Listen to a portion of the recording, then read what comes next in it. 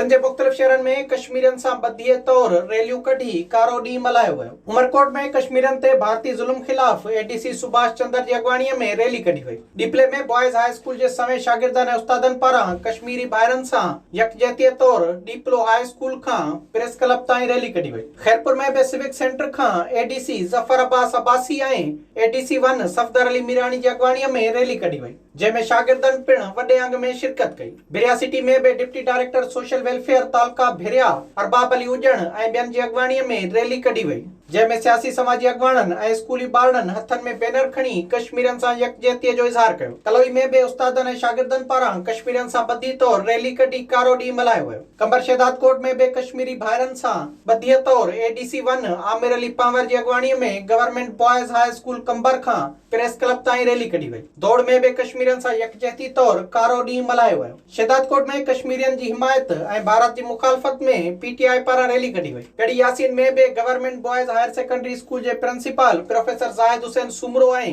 ॿियनि जी अॻवाणीअ में कश्मीरियन सां यकजहतीअ जे इज़हार लाइ रैली कढी वई। उन मौके ते रैलियुनि खे ख़िताब कंदे अॻवाननि जो चवणु हो त पाकिस्तान ठहण खां वठी अॼु ताईं कश्मीरियन ते भारतीय ज़ुल्म जारी आहे। हुननि चयो त कश्मीरियन जी आज़ादी लाइ पाकिस्तान 70 सालनि जी जदोजहद कई आहे ऐं कश्मीरियन जी आज़ादी ताईं उहा जदोजहद जारी रहंदी। अॻवाननि अक़वाम मुत्तहिदा खां मुतालबो कयो त कश्मीरियन ते भारतीय ज़ुल्म जो नोटिस वठी खेनि मर्ज़ी मूजिब ज़िंदगी गुज़ारण जो हक़ ॾिनो वञे। विज़िट कयो अवामी आवाज़ मीडिया ग्रुप जी वेबसाइट awamiawaz.pk।